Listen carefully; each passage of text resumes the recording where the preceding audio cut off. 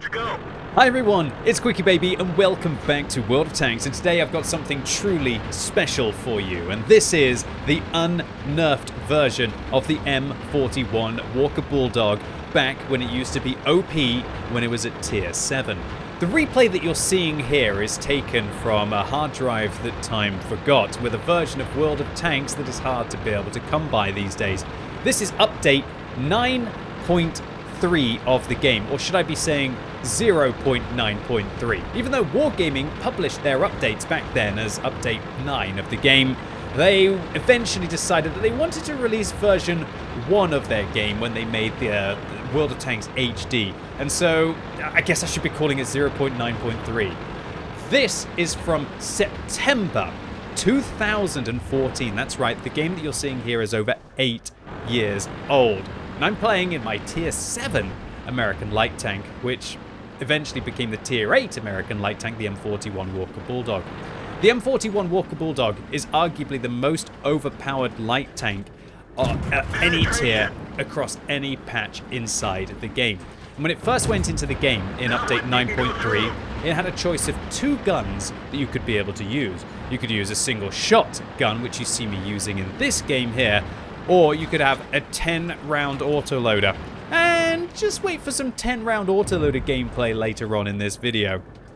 The M41 Walker Bulldog, back then, like all light tanks, didn't get very good matchmaking. And that's because all light tanks back in the day had matchmaking that was actually 1 tier higher. And so accordingly, tier 7 light tanks would get matched up as if they were like tier 8 medium tanks, and tier 8 light tanks would get matched up as if they were tier 9 medium tanks.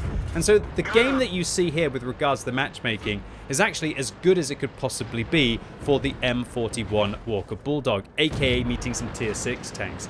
Wow, do anyone remember from my mod pack back in the day, having the Sixth Sense icon of seeing my face each time I got spotted? Yeah, glad I don't do that anymore. But also, look at the mini-map. There's so many different things to spot here. Firstly, Aufklärungs Panzer Panther at tier 7 there.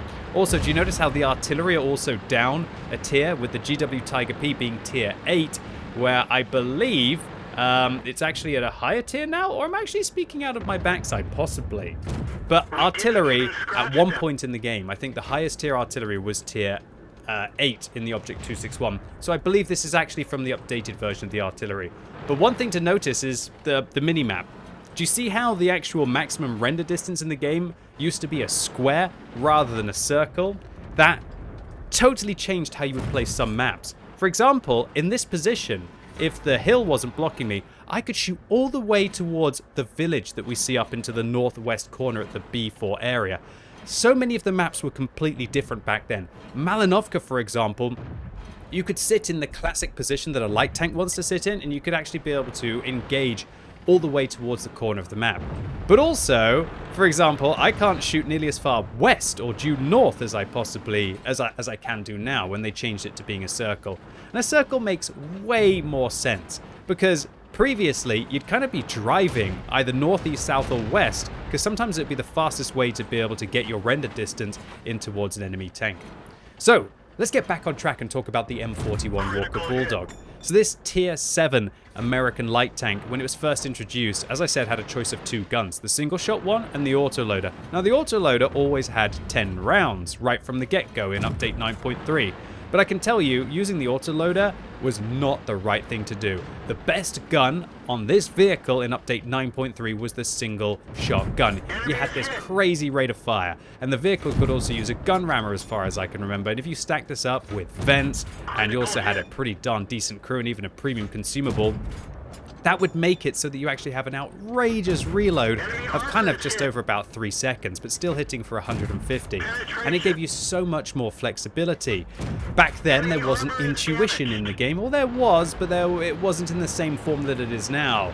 You had like a 1 in 8 chance of being able to change for shells, but I don't think it actually worked for autoloaders as far as I can remember. These days, you've got a guaranteed shell switch time, even if you're playing an autoloader. And so, being able to dip between the APCR rounds and the heat rounds back in the day with a single shotgun would be way better than having to commit to using an entire magazine of either APCR or heat. And so the single shotgun was just this daddy. I believe it had better aim time, and it might have even had better accuracy back in the day. And the Walker Bulldog, with its gun depression, view range, mobility, damage per minute, which was outrageous when the vehicle first went to the game, kind of felt like the Chaffee, which used to be an amazing tier 5, but even better. And it was probably my favorite vehicle, I'd say, in this update of 9.3. And lots of players would play them, filthy little seal clubbers like me, or should we say stat padders, and get ridiculous games in their M41 Walker Bulldog. It just felt like this beautiful, fun, sassy tank. And it went into the game as this kind of like extended tree of light tanks. But tier 8 back then, or should I say tier 7 here, just felt like such a sweet spot, but it was also tier 8 matchmaking. Do you notice how most of the enemy vehicles are just not premium tanks? There's only actually, I believe, 2 premium tanks on the enemy team. The Aufklärungs Panzer Panther was actually a tech tree tank back then. And so tier 7 or tier 8 matchmaking, like tier 7 light tanks would get because they got matched up as if they were a tier higher, just felt really, really fun to be able to play around in. Not like today.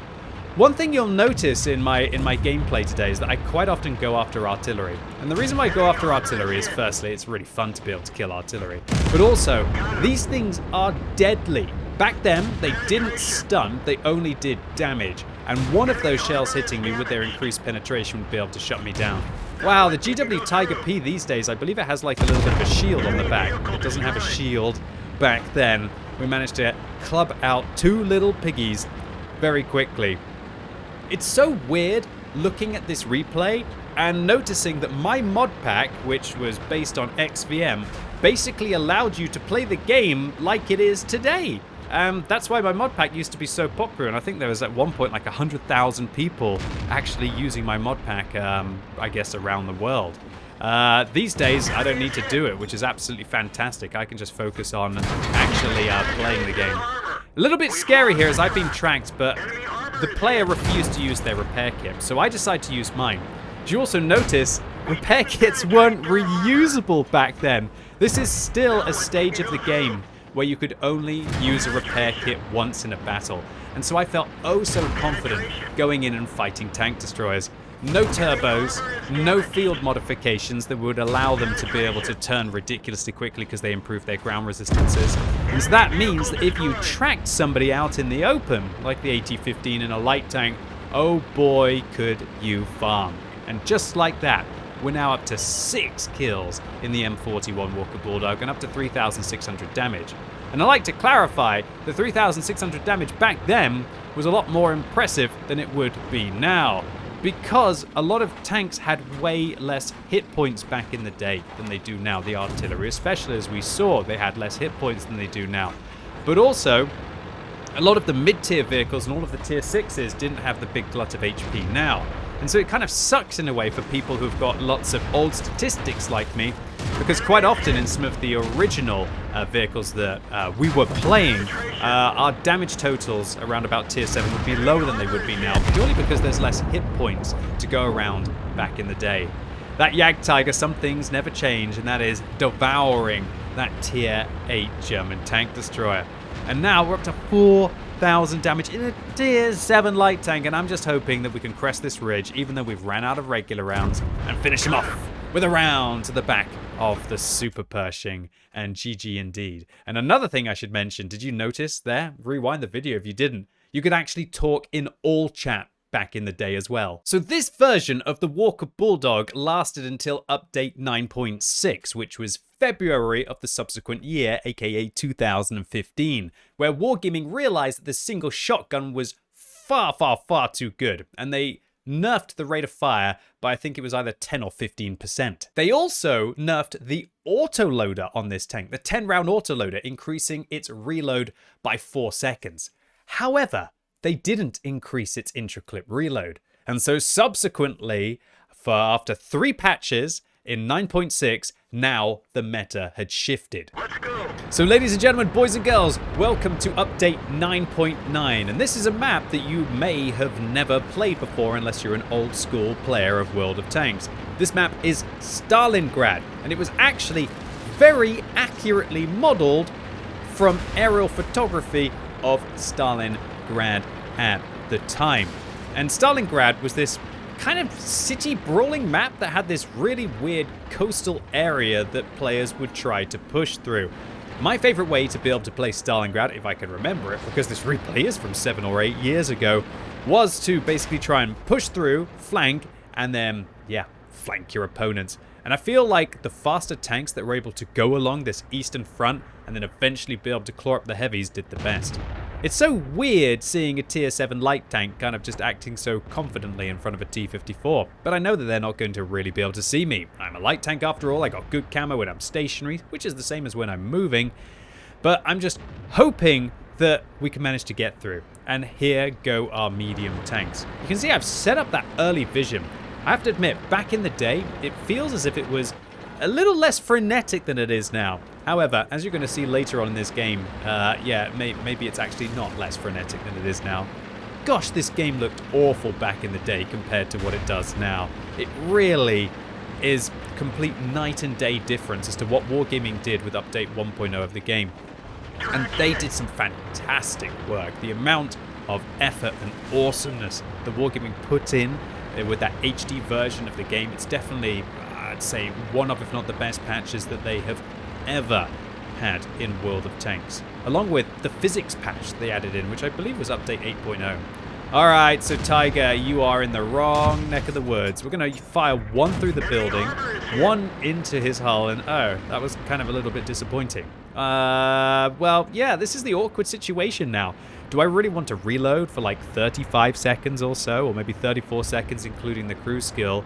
No, not really. I guess I'm just going to hang on to the 8. But to be able to just deliver these mags is just crazy. Look at this. I'm trying to dodge the Tiger. Luckily, I managed to. And then now I know that I got him. Oh, baby. That's just absolutely disgusting. And now I'm going to go for a full reload. And so when Wargaming nerfed the single shotgun, yeah, this autoloader became the business. But I really wanted to put that first game of update 9.3 in because not a lot of people realized that the Walker Bulldog in its most OP form was never using the autoloader. It was always using the single shot until Wargaming massively nerfed the rate of fire of this vehicle. And then that autoloader became the meta. And it's so weird to think that there was a light tank that had a magazine of 1,500 at tier 7. How just crazy is it to think? If you think now, what's the biggest light tank magazine in the game? I guess it is now kind of going to be on the Char 75 at tier 9 because it gets to fire that 1,200 magazine. Although, really, most people would probably attribute it to the AMX 13105, which can do 1,170 damage in a shorter period. And so, but it's just wild to have this kind of damage at tier 7. You know, to go in, clap out a T-54, clap out a T-28, and then have a few rounds left to be able to deal with an IS as well. It was crazy when I think about it. And the fact that this wasn't even the best version of this tank, now we're seeing update 9.9 here, with the autoloader, really hits home to me that this might have been the greatest light tank in World of Tanks history. And I think I will actually say that. This was the most overpowered and greatest light tank in World of Tanks history. But the thing is it was still quite a tricky vehicle to play. And so while a lot of players played it who were very good, and a lot of players had very good games in it who were very good, it wasn't a case of it just being OP like an ELC even 90 because it'd be tiny, go sit in a bush, and there's nothing that you could do about it. Don't get me wrong, this thing was outrageous, but it was outrageous because of its firepower, but it had awful armor, and it was also a very big tank. Oh, look at the old physics there in the game as well, with how you're able to slide around corners with the traction. They definitely mixed that up a little bit. So we finish off a Stura Mill, and then we go to town on the back of the M103. And it's kind of like a baby WT Alfie 100 with that regard. We're up to 3,000 damage and picked up 5 frags. I would say it's the worst possible matchmaking, but this tank at tier 7 could meet tier 10 vehicles, so it's definitely not the worst possible matchmaking. And there we go, the all-team chat. WTF, says the Bulldog. Yeah, WTF indeed, mate. What, because I'm going and farming up your entire team? You can't handle that. Well, hopefully I'm going to be able to handle you at the end of the game as you seem to go after the arty. Weird that it was only XVM that you could see the last known spotted locations of the enemy team. Did I auto-aim that at the end? Well, I guess I was just too busy to want to try and look pretty at the end of this round of World of Tanks. And yeah, I didn't really have many third Mark of Excellences back in the day, but this is definitely one of them. This has got to be one of my most played light tanks of all time. What an absolute savage. Let's get this show on the road. So I got one more game for you today, and we are going to be playing on the Sand River Assault map. Would you believe it? Yeah, this is... today's video is a real treat, right? You just got to see Stalingrad, a map that doesn't even exist in the game. Now you're going to be seeing Sand River like you've never seen it before, as this is an ill-fated assault version of Sand River, where one team obviously got to attack and one team got to defend. And again, I'm playing the Walker Bulldog in the update 9.8, and I am not using the single shotgun for all of the reasons that I have currently mentioned. Sand River Assault was just such a lovely map to play for me. It was all about vision, working a ridgeline and creating a line of fire on your opponents. And I believe it was also kind of reactionary-based combat. Obviously, all World of Tanks is like reactionary-based combat, right? However, this version of Sand River even more so, because it was all about kind of... There were so many different shooting positions, and a lot of it came down to just knowing which angles your opponents had, and also reacting to when they appeared. Because when you've got 15 players all set up on a ridgeline, pretty much ready to engage you, you had to have your wits about you to be able to handle it. Well, I've already lost my commander in this game, and I've got no med kit left. Imagine if I lose another crew member. I think that when Wargaming put in reusable repair kits and med kits, it was a good change in World of Tanks. I think it was very necessary. I think the reusable functionality was awesome. It did suck in a way that you didn't have those kind of endgame situations where the enemy tanks were sufficiently weakened, or maybe they didn't even have repair kits, and if you tracked somebody, that you could really own them in a scenario. However, I think it was more frustrating than it was kind of beneficial. To be ammo-racked and then have to sit there for 15 minutes, I think you had a lot of players who would probably just go and drown themselves or just drive in and try and get out, because who wants to play for 15 minutes when they're ammo-racked? However, I do think that while it was fair to have a 90-second reload, reuse on repair kits, I think that Wargaming have gone a little bit too far in the game recently. And that is that now, not only do you have those reusable repair kits, you've got large repair kits, but importantly, durability devices now mean that you can just repair your tracks so quickly that there's hardly any point in actually going for tracking shots. Can we take a moment to appreciate the Tiger P on the enemy team, who says in capitals, "Suck red pigs"? Suck red pigs. What could it possibly mean? Maybe he doesn't like getting hit by artillery. Maybe he likes the fact that his team are already up by 3 kills. I don't know. Please let me know in the comments down below if you can try and be a bit of a translator as to what the Tiger P was thinking back in the day. Or maybe even iSun. If you're still playing from the European server iSun, let us know truly what "suck red pigs" kind of meant to you back in the day. I have to admit, the amount of players who really hated artillery back in the day was a lot more than it is now. I already can hear people typing in the comments down below. What do you mean everybody still hates artillery even in 2022, QuickyBaby? Alright, I mean, this replay was from over 7 years ago, nearly 8 years ago. And well, it looks like there's at least one Tiger P on the enemy team who really doesn't like the artillery on mine, right? So, I'm just having to chill. We're having to just wait in the middle, and we have no idea how many more hit points the enemy team have than us. That definitely changed things now that you can see that in World of Tanks to be able to make decisions. And it was necessary because lots and lots of people were using it as a regular modification. And it's something that you could do with your eyes or with a little bit of arithmetic. The Tiger P continuing his comments here by just saying "suck" in the chat now. Is that because he's hitting tanks, or is that because the artillery keep focusing him? I don't know, possibly. Maybe he's having a little bit of trauma from artillery. But to be fair, I would be having a little bit of trauma playing a Tiger P on any map or matchup, let alone 1 against 3 self-propelled guns when I'm playing on Sand River here. But yeah, the fact that you just didn't know how many hit points your opponents were on without kind of really having a look at them, And there was no way to press kind of like your alt key back in the day to see their hit points as well. You really had to like look and try and remember what exactly they were all on in those scenarios. I think XVM actually maybe had like an alt functionality which would kind of remember what hit points they were on at one point, but I'm not sure if it was in the game at this stage. But yeah, that kind of decision making was just so much more important because if you didn't know, then the T-69, as we saw as he just surged out over towards the west, you'd have to go on how many tanks you had, right? And if you're up by 5 tanks, of course you know that you've got an easy win if you go up by 5 tanks. But as we all know, maybe you're up on by 5 tanks, but maybe you're down by 1,000 or a few thousand hit points, and so you've got to watch out for that. So I just chilled on the mid-ridge. I got some vision out for my team, because honestly, back in the day, light tanks could kind of just sit there and spot for artillery, and slowly but surely, artillery would be able to whittle down their opponents. Well, here is Mr. Suck Red Pigs himself in his Tiger P, taking his first damage, his second damage, and his third damage of the game. But I gotta watch out, because I got 2 tanks over towards my northeast. And unfortunately, our 5100 is one of the few remaining tanks other than myself, along with 3 self-propelled guns. So it's kind of about being a little bit of a herder here and trying to protect my team in this scenario. Hopefully I'm going to be able to do that. But obviously it's just about reloading and trying to get back on that ridgeline so we can spawn out the IS-3 and LTTB, which was no harm for the M41 Walker Bulldog back then, and it's really not hard for any light tank now. So there we go, 1 into the back of the IS-3. The 5100 on our team called Corsair 09 manages to finish them off. And a little bit of shaky aim there.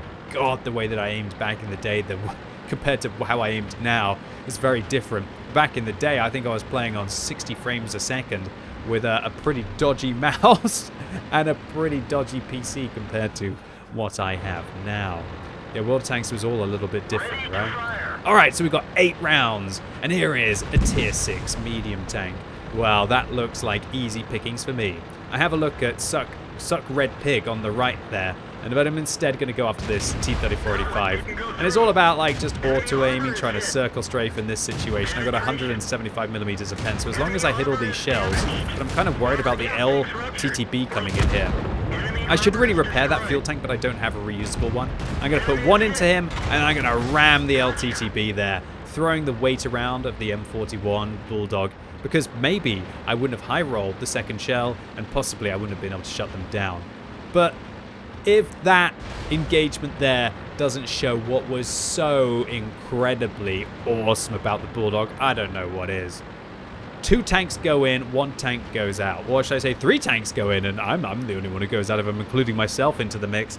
It was just crazy. The fact that you could fire an entire magazine, clip out a tier 6, and then still have a couple of rounds left to be able to deal with the LTTB afterwards, outrageous.